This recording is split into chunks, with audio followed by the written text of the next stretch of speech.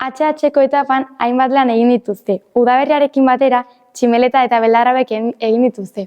Zede zaharrak erabiliz, sormena lantzen lan eder hauek egin dituzte. Eta adiskidetasunaren proiektua egin ondoren, beren lanak zuhaitz horietan zintzilikatu dituzte.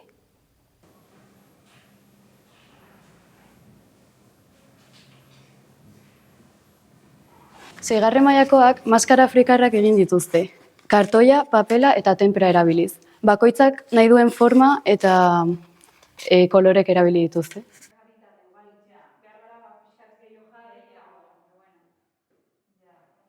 DBH bat eta bigarren mailan korrikalantzen ibili gara.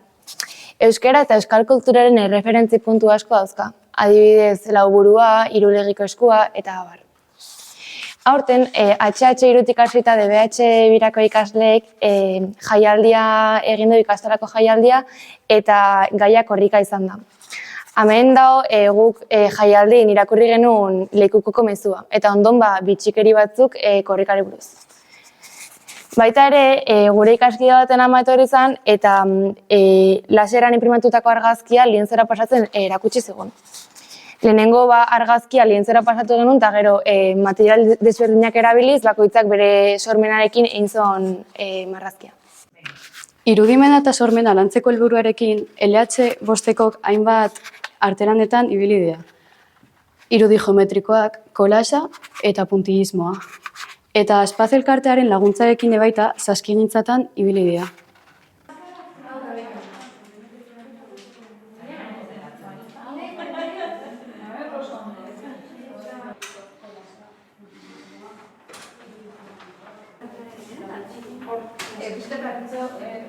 DBH hirugarren mailan komikiak aurkeztu ditugu. Joseba Larratxoren hitzaldiaren ondoren komikigintza landu genuen. Bakoitzak bere komikia egin du eta elkar komiki lehiaketara aurkeztu genuen. Eta hori dira hemen ikusteko daudenak.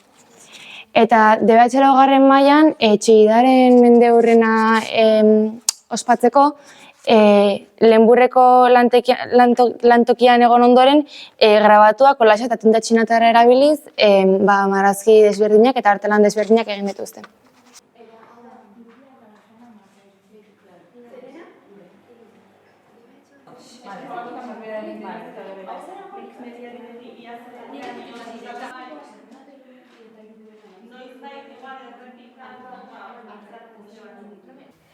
LH3 ikasturtean zehar egindako proiektuekin komikilari, artista, sortzaile eta ilustratzaile bihurtu dira.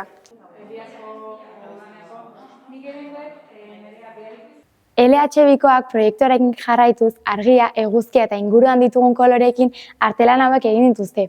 Eguzkiloreak, arrainak, kolore nasketak.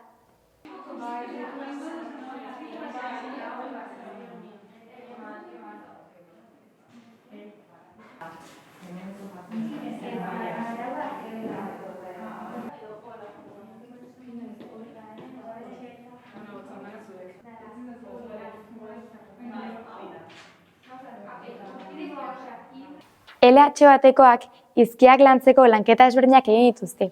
Gorputzarekin, tenperarekin, mandalak, gorputzatalak irudiz eta hitzez landu ondoren beren gorputza irudikatzen aritu dira. Azkenik, katapultak sortu dituzte haiekin jolasten ibiltzeko. Ea nork botatzen duen urrutirago.